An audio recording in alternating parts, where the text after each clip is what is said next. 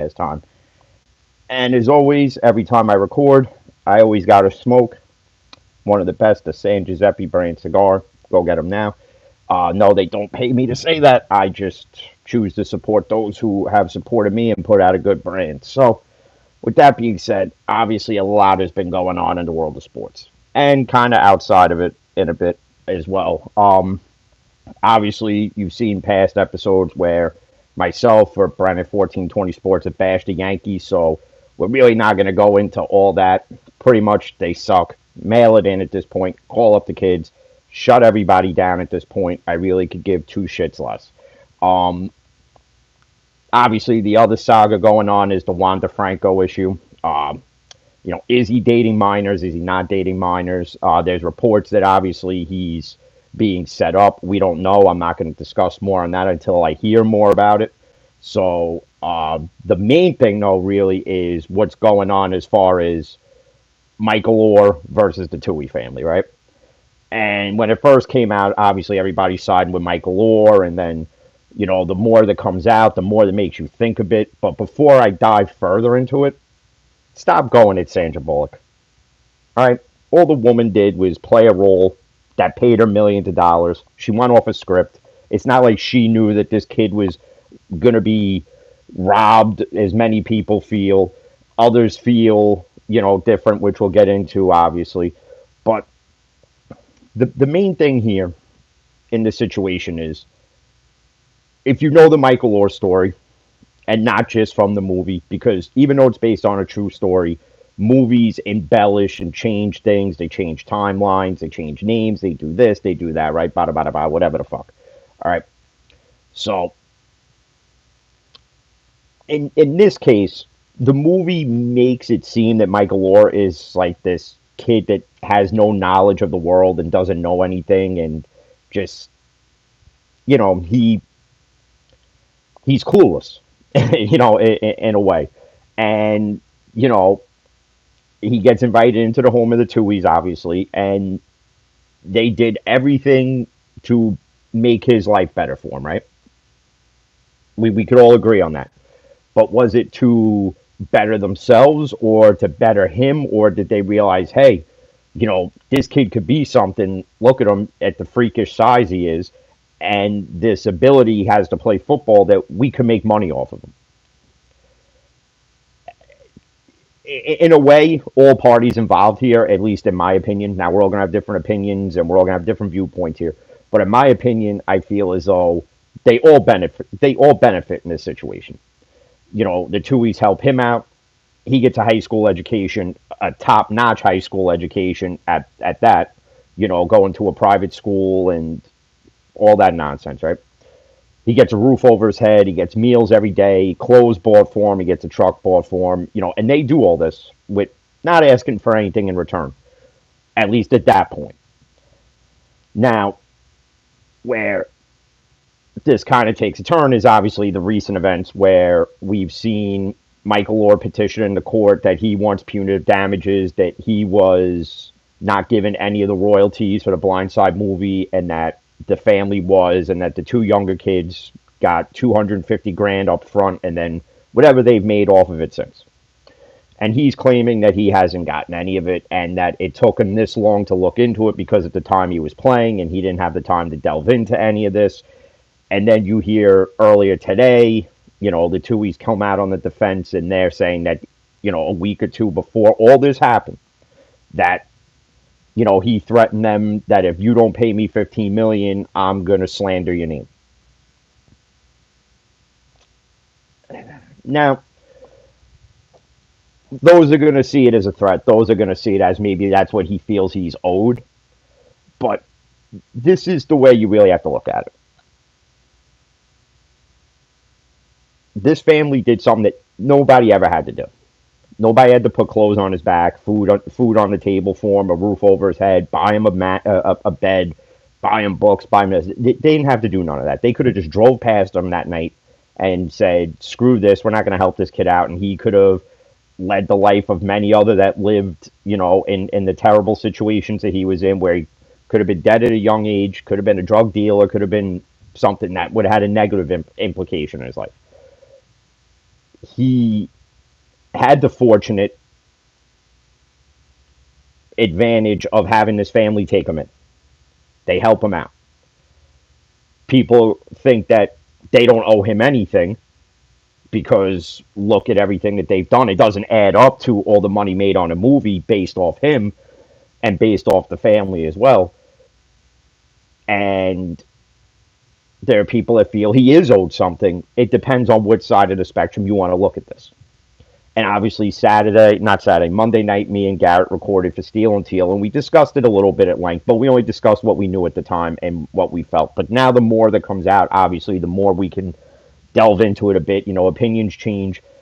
And for me, honestly, I think, you know, again, if he didn't get any of the royalty money, that's a bad look on them. But it's also a bad look on himself because, you know, you're 18 years old at that point. He was obviously too old to be adopted, and he knew the paperwork he was signing. Okay, the paperwork that he signed, this conservatory paperwork, is where you let somebody else handle all your, you know, all your business stuff, everything for you, but in your name, and that's what they did for him to help him, and you know, in that, I'm sure there had to have been something that said, you know, you're not going to get X amount of money from anything because we feel you owe us the money for everything we've done for you. Now, is it right? Is it wrong? I mean, are they looking for what they put into this kid, to try to get that money back? I mean, most people that do that are going to do that out of the kindness of their heart. I mean, if that was somebody like me and I did it, I wouldn't be looking for the money back and I wouldn't screw somebody out of multi millions of dollars. But we don't know the true story. All we know is what Michael Oher saying, what the Tui family saying, and that's all we know. They're saying that, that their books are accurate and that, everybody that was supposed to get what they were supposed to get got their money. Michael Oher got his money, and it's not their fault that maybe he's broke now because in his however many years in the NFL, he made a total of $34 million. And maybe, he spent it all on things maybe he shouldn't have spent it on. Maybe he invested it badly. Maybe he just blew it to have the lifestyle he always wanted. Listen, I don't know. I'm not Michael Oher. I can't tell you what he spent it on. But to sit here, though, and for people, again, to blame the movie is asinine because that's what it is. It's a movie. Again, we've seen it in every movie that's based on a true story where they've changed certain things to make it more compelling, to make it more interesting. And, maybe in the movie they felt them adopting him sounded better than him signing this document that says we'll handle all your business for you, but just in your name because you may not understand certain things that we may understand. So, again, technically he was never adopted. And technically, this family never had to take him in. So, the end result of this really should be, at the end of the day, Michael Oher has to take the accountability for how he handled his finances after everything. The Tuies need to realize they did what they did. Listen, they helped this kid as far as they can help him. Okay, that's it. They did all they could. Listen, they got him into one of the best college football programs in Ole Miss. Okay, they paid for a tutor to get him into that, but then again, we don't know if even that's true because the movie again is telling you he needed a tutor. Maybe in the world of reality, he didn't need it. So we really don't know. The only thing we know is what we're seeing on a day-to-day basis, whether it's articles posted on Twitter or it's from a representative of Michael Oher or a representative of the Tui family or the Tui family coming out themselves and saying it.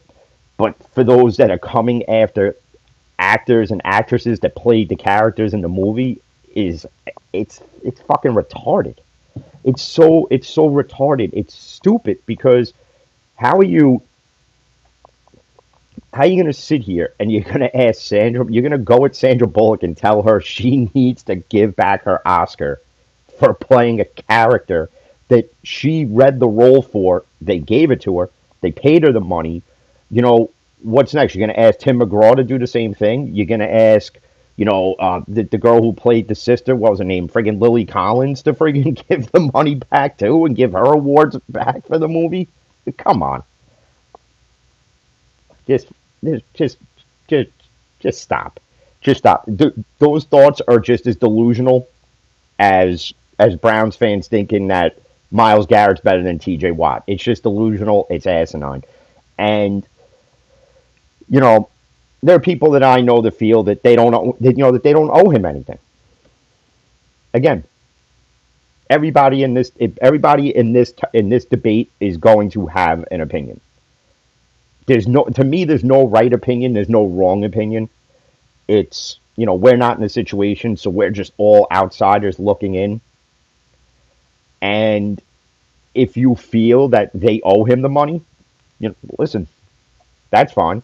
Maybe he did blow through his money and he's just looking for a payday. And he said, well, hey, I could just claim I never got money from the movie, and 15 million is what I would have gotten from royalties, from the box office sales to streaming to DVD rentals to whatever it was. Okay, it doesn't matter. Maybe he feels he was owed that money. If you really just want to put it to bed, I wouldn't blame the Tuohys for just saying, you know what, here's 15 million and just be done with it and then just cut the ties at Bond. I wouldn't blame them for that. I also wouldn't blame them if they said, you want to slander our name, then we're going to come out with the real truth and make you not look as credible as maybe the movie makes you, or maybe as you try to make yourself. Because again, without the Tuohy family, is Michael Oher getting drafted by the Baltimore Ravens? It's not. He's not getting drafted by him. He's not going anywhere at that point. He's going to be like all those other buddies that lived in the hood, that lived in the ghetto, that lived in the projects, that were surrounded by drug dealers, murderers, rapists, pimps, skanks, prostitutes, whatever it was. That's the road he would have went down if Leanne Tuohy didn't friggin' make her husband stop on the side of the road to pick up this kid. And I'm sure a part of Michael Oher is grateful for everything that was done for him. But to then come out and do this, again, we don't know.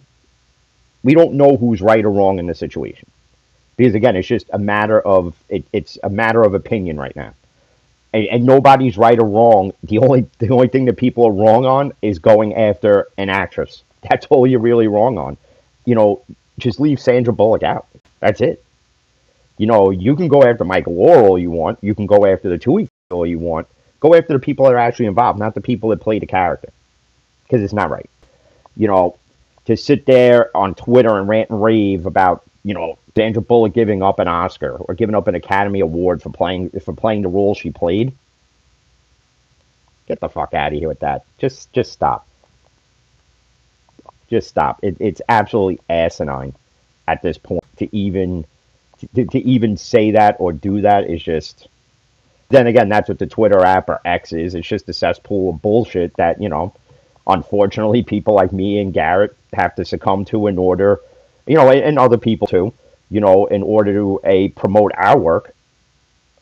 Which is another issue going on. I got into it today with Spotify for podcasters because, for those who don't know, when I record my audios, I do it what was Anchor before Spotify took it over.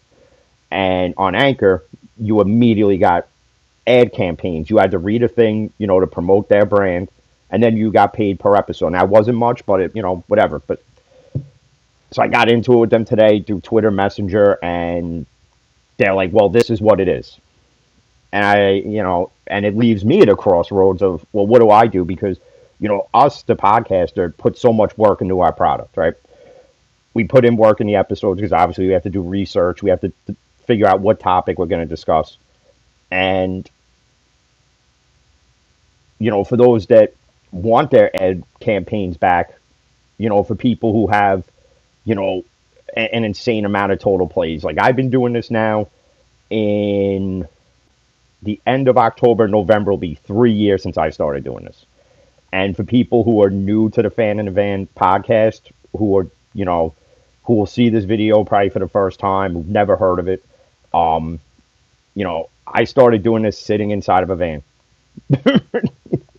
It started with a little YouTube video, then I started doing audio, and then, you know, the support from other podcasters started coming in, from obviously Brent and David, 1420 Sports, have been there pretty much since I started, and then Garrett and Jalen are two dudes, and Aaron at Brutally Honest, and then, right down the line.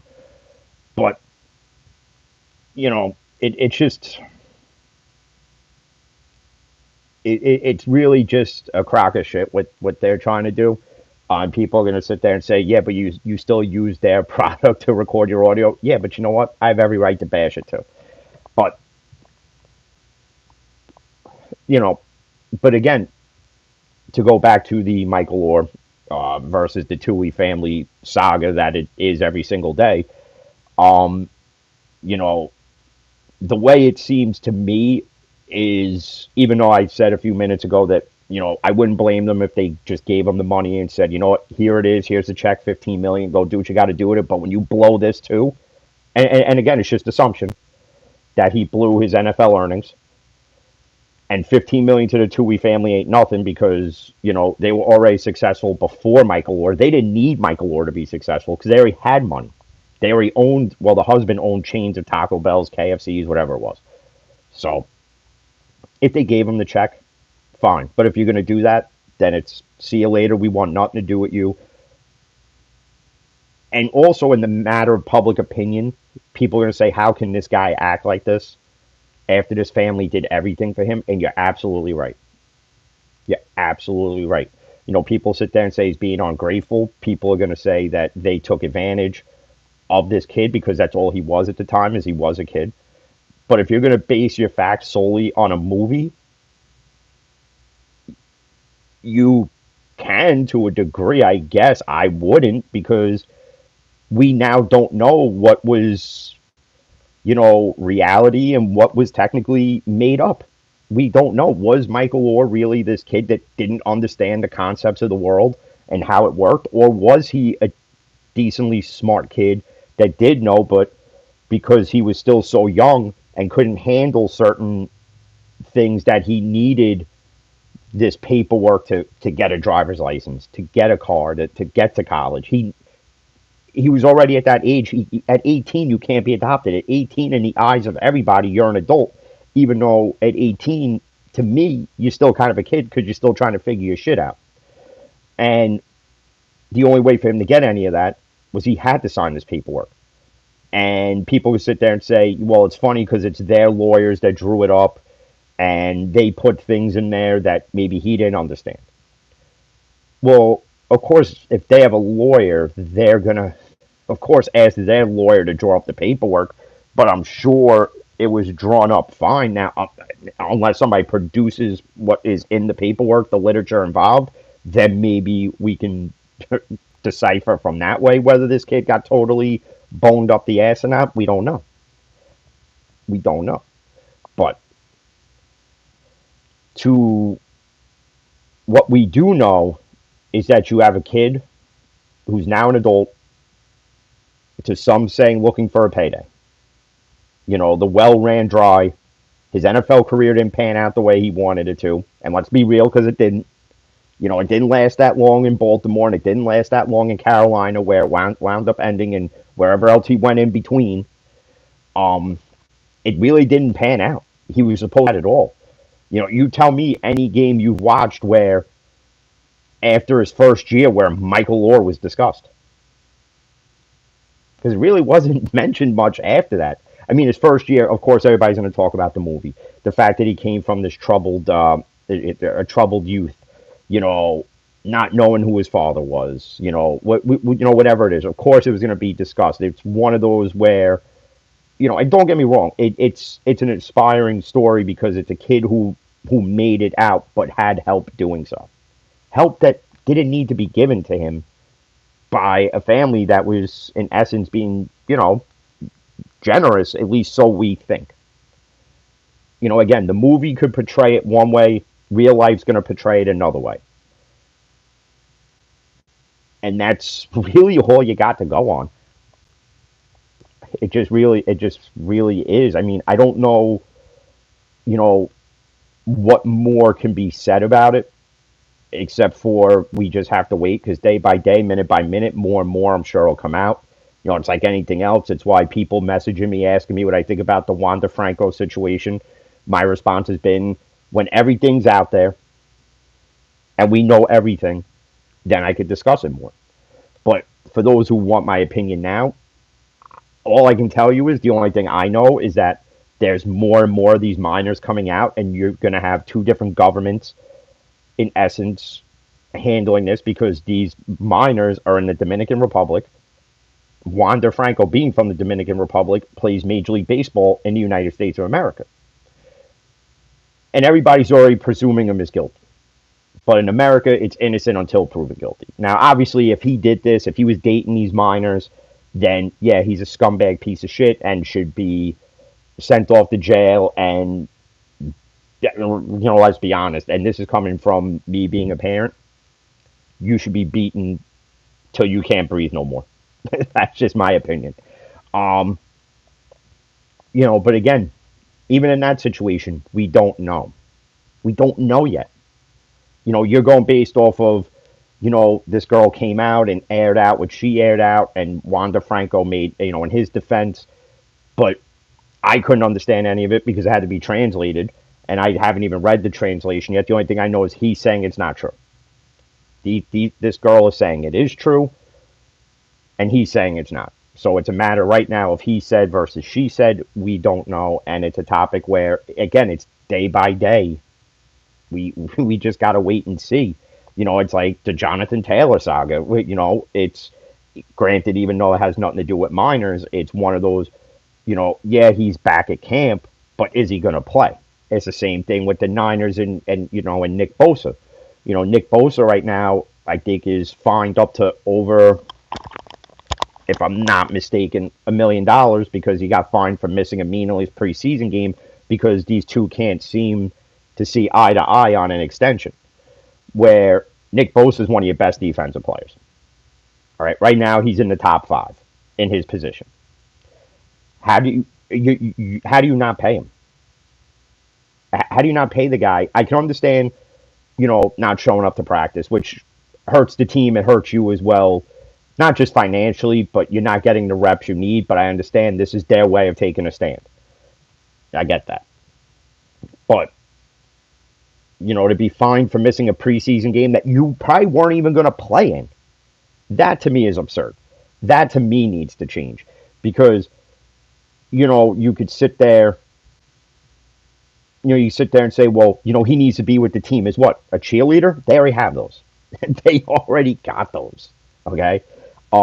Another issue that was brought to light to me this morning, as I'm enjoying my last day of my vacation before I go back to work, Jamal Chase apparently had a one-night stand with some girl.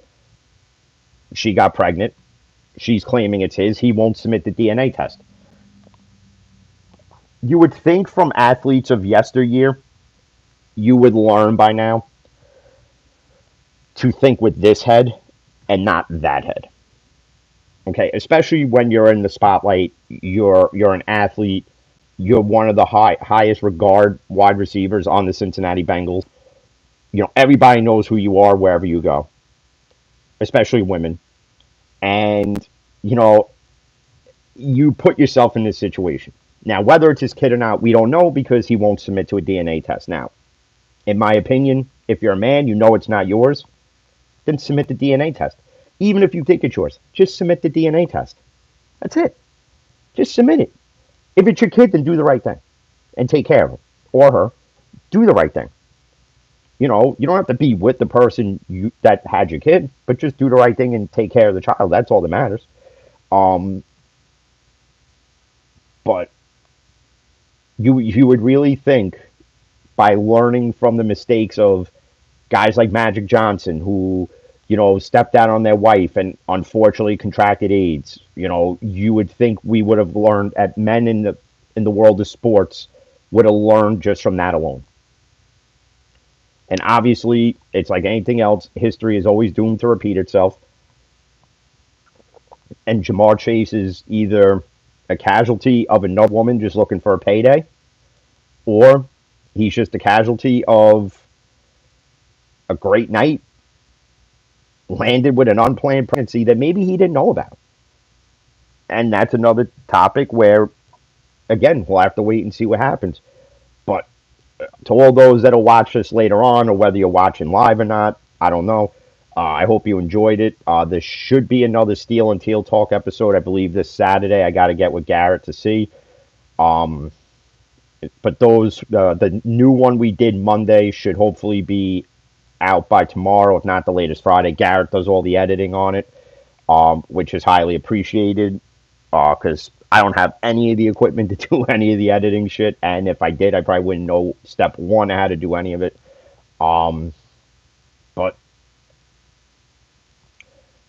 we have that coming in the next few weeks. Cigar and Smokes will be coming out with myself and E-Man from Average Joe Sports Podcast. People have actually been asking me about that one. People that I know personally. So for those who don't know what it's going to be about, it's going to be about obviously us discussing sports, what cigar we're smoking for the episode. That was one that I'm looking forward to doing. As of right now, I believe it'll be a monthly episode. Could be more than that. I guess we're just gonna wing it and see what happens. But I bash the Yankees again, to be honest. Talk a little Steeler preseason football. As far as what I think right now, shit like that. So I hope you guys enjoyed this episode. Till the next one, stay safe, and as always, peace.